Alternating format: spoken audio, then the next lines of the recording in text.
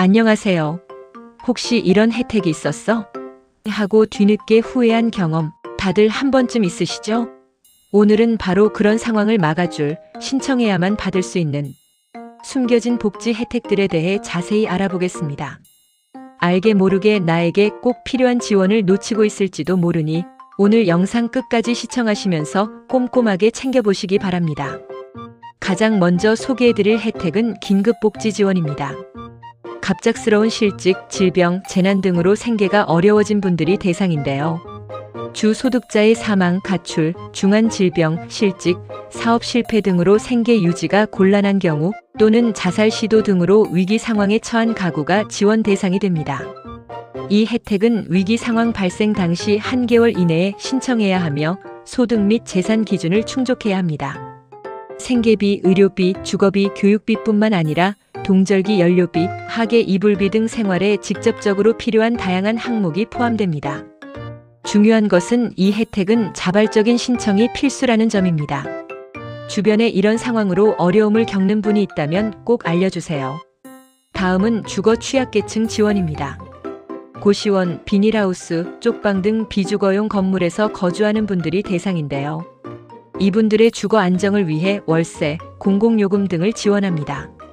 또한 임시 거처를 제공하거나 기존 거처의 주거 환경을 개선하는 사업도 함께 진행됩니다. 공공임대주택 입주 시 해당 주거 취약계층에게 우선순위가 주어지기도 합니다. 하지만 이 혜택 역시 신청하지 않으면 받을 수 없으니 관련 기관에 문의하시는 것이 중요합니다. 세 번째로 청년도약계좌를 빼놓을 수 없습니다. 만 19세 이상 34세 이하의 청년 중 가입 당시 소득 요건을 충족하는 경우 5년간 매월 일정 금액을 납입하면 정부 기여금과 함께 목돈을 마련할 수 있도록 지원하는 정책 금융 상품입니다. 청년들의 경제적 자립에 큰 도움을 줄 수 있죠.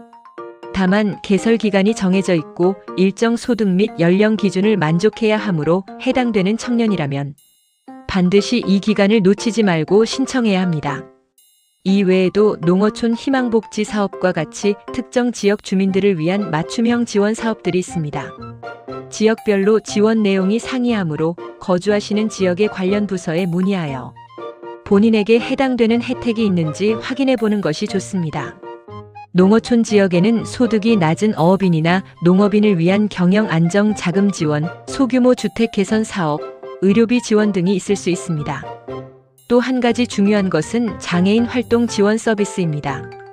일상생활과 사회활동이 어려운 장애인분들에게 활동 지원 인력을 파견하여 신체 활동, 가사 활동, 이동 보조, 사회 참여 활동 등을 돕는 서비스입니다.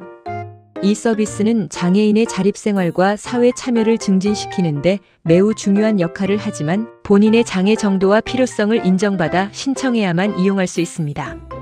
이처럼 우리 주변에는 정부나 지자체에서 제공하는 다양한 복지 혜택들이 존재합니다. 하지만 이러한 혜택들은 대부분 신청 주의를 원칙으로 하고 있어 본인이 직접 신청하지 않으면 받을 수 없습니다. 나중에 되겠지라는 생각만으로는 아무것도 얻을 수 없습니다. 그렇다면 어떻게 신청해야 할까요? 가장 기본적인 방법은 거주하시는 지역의 주민센터나 시군구청의 복지 관련 부서를 방문하는 것입니다. 이곳에서 상담을 통해 본인에게 필요한 혜택이 무엇인지 파악하고 신청 절차에 대한 자세한 안내를 받을 수 있습니다. 또한 보건복지부 콜센터 129번나 온라인 복지 포털 복지로를 이용하면 더욱 편리하게 정보를 얻고 신청까지 진행할 수 있습니다. 복지로 사이트에서는 본인에게 맞는 복지 서비스를 간편하게 찾아볼 수 있는 메뉴가 있으니 적극 활용하시길 바랍니다. 오늘 소개해드린 혜택들 외에도 여러분의 상황에 맞는 다양한 지원이 분명히 있을 것입니다.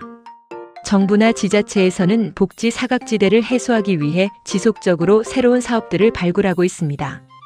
따라서 정기적으로 관련 정보를 확인하고 궁금한 점은 적극적으로 문의하는 습관을 들이는 것이 중요합니다.